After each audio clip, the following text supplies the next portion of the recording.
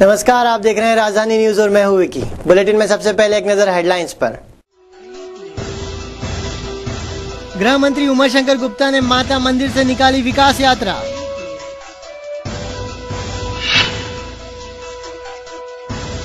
प्रदेश के स्कूलों में होगा 1 लाख लाइब्रेरियों का निर्माण।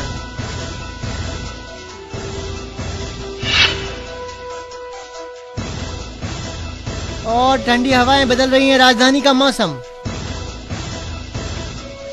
भाजपा की विकास यात्रा को और अधिक सफल बनाने के लिए आज गृह मंत्री के नेतृत्व में विकास यात्रा रैली निकाली गई। विकास यात्रा में भाजपा के विकास की जानकारी जनता तक पहुंचाने के लिए विकास यात्रा की कड़ी में ही उमाशंकर गुप्ता ने भी यात्रा निकाली। इस रैली का नेतृत्व पूर्व पार्षद लिली अग्रवाल के प्रभार में किया गया। यह विकास यात्रा माता मंदिर से प्रारंभ हुई है। ये विकास संपर्क यात्रा 1 तारीख से प्रारंभ किए है और इसके पीछे मकसद ये है कि भारतीय जनता पार्टी मध्य प्रदेश की जनता के आशीर्वाद से सरकार के माध्यम से शिवराज जी के नेतृत्व में इस प्रदेश की सेवा कर रही है। हम ये देखें जाकर कि विकास के काम वहाँ किस प्रकार हो रहे हैं, क्या कमियां रह गई हैं, क्या समस्याएं हैं जिनका और निराकरण करना है। माननीय शिवराज सिंह जी ने जो गरीबों के कल्याण की अभूतपूर्व योजना इस मध्य प्रदेश में प्रारंभ की है, उसका लाभ पात्र व्यक्तियों को मिल रहा है कि नहीं मिल रहा है, कोई कठिनाई तो नहीं है। इस काम के आकलन के लिए हर विधानसभा क्षेत्र में भारतीय जनता पार्टी के विधायक, मंत्री, मुख्यमंत्री, कार्यकर्ता जगह जगह जनता के बीच में जा रहे हैं। मध्य प्रदेश विज्ञान एवं प्रौद्योगिकी परिषद के विज्ञान भवन में वेस्ट टू वेल्थ पर गोलमेज सम्मेलन का आयोजन किया गया। भोपाल के विज्ञान भवन में स्थित कार्यालय में वेस्ट पदार्थ के मूल्यांकन को लेकर ग्लोमेज्म का सम्मेलन आयोजन किया गया। इस सम्मेलन का उद्देश्य वेस्ट पदार्थों का सही रूप देना है। इस सम्मेलन में लगभग देश के विभिन्न हिस्सों से 50 प्रतिभागी भाग ले रहे हैं। आज का कार्यक्रम है जिसमें विशेषज्ञों को बुलाया गया है, उसका नाम रखा गया है वेस्ट टू वेल्थ। हम सभी जानते हैं कि प्राचीन काल से हमारे यहाँ जो है ना वेस्ट का कंसेप्ट रहा ही नहीं है। हम इवन गोबर जो होते हैं, गोबर से हम कंडे बनाते रहे, यूज करते रहे, दीवारों पे लगाते हैं, जमीन पे लगाते हैं। मतलब जिसको सबसे निकृष्ट चीज़ कहा जाता है वो भी हमारे लिए वेल्थ का रूप है। समय के साथ इन चीज़ों को भूलते चले गए हैं, हमारे समस्या बन गई है। उसके निजात पाने के लिए हमने एक आज जो है राष्ट्रीय स्तर के विद्वानों को बुलाया है, जिसमें हम ये पर चर्चा कर रहे हैं कि जितने भी तरह के जो इसको हम वेस्ट कहा जाता है उसको हम क्या करें कि वेल्थ के रूप में कन्वर्ट हो जाए, जिससे जन भागीदारी संभव हो सकेगी और ये जो समस्या विकराल होती जा रही है उससे निजात पा सके। और इस तरह से पुणे से जो संस्थाएं, जो अच्छी संस्थाएं हैं जिन्होंने सक्सेस स्टोरी बनाई है, उन सबको बुलाया गया है। करीब 25-26 ऐसे जो विद्वान यहाँ आए हुए हैं। हमारा ख्याल है कि शाम तक हम एक अच्छे निष्कर्ष पे आएंगे जिसको हम मध्य प्रदेश की लागू करेंगे। ब्यूरो रिपोर्ट, राजधानी न्यूज भोपाल। अगर आपके पास फोन नहीं है तो अब आपको गैस सिलेंडर नहीं मिल पाएगा।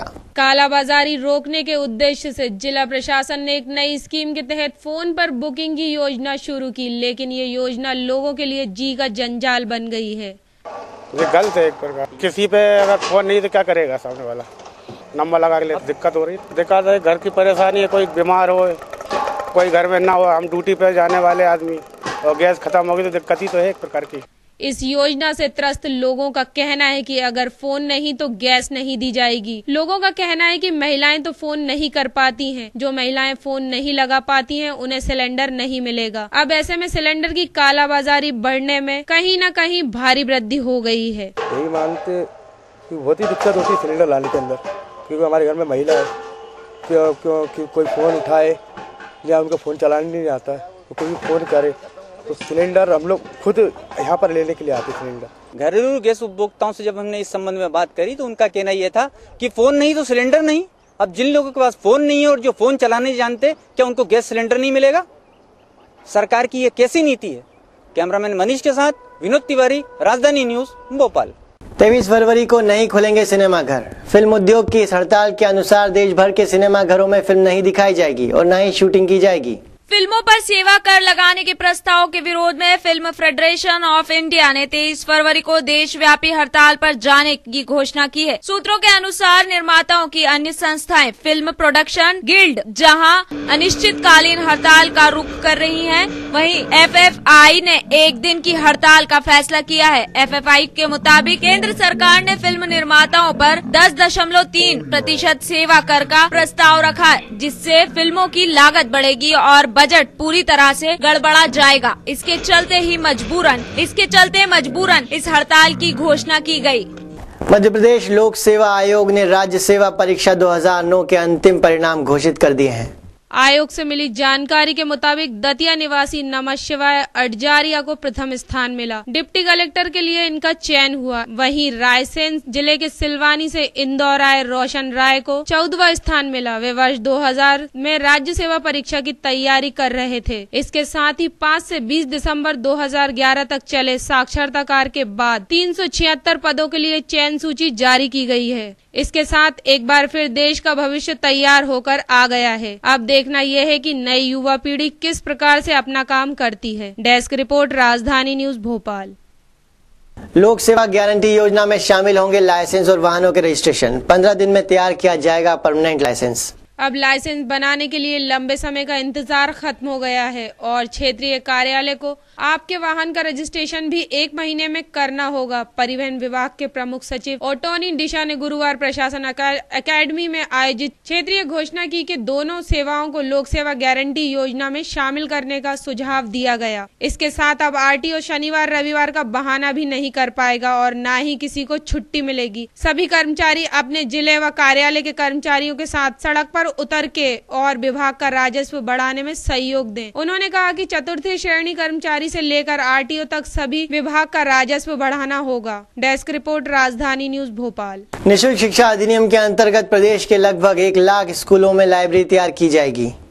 अब स्कूली बच्चों को अपने विषयों से जुड़ी महंगी किताबें खरीदने में आ रही दिक्कतों से निजात मिलेगी। दरअसल निःशुल्क शिक्षा अधिनियम के अंतर्गत प्रदेश के करीब 1 लाख स्कूलों में लाइब्रेरी बनाने के कार्य की शुरुआत की जा रही है। अध्यापन विकास मजबूत करने के लिए विद्यालयों में लाइब्रेरी का होना आवश्यक है। जानकारी के अनुसार लाइब्रेरी में प्रदेश के लगभग 653 प्रकाशकों की किताबों को शामिल किया जाएगा। विद्यालयों में लाइब्रेरी बनाने का कार्य साल 2012 में पूर्ण कर लिया जाएगा। इसके साथ केंद्र सरकार ने पुस्तक समिति बनाई है जो किताबों का चयन करने का कार्य करेगी। डेस्क रिपोर्ट, राजधानी न्यूज, भोपाल। भोपाल से महज 32 किलोमीटर की दूरी पर स्थित है भोजपुर का मंदिर। भोजपुर का मंदिर सबसे ऊंचे शिवलिंग के लिए विश्व प्रसिद्ध है।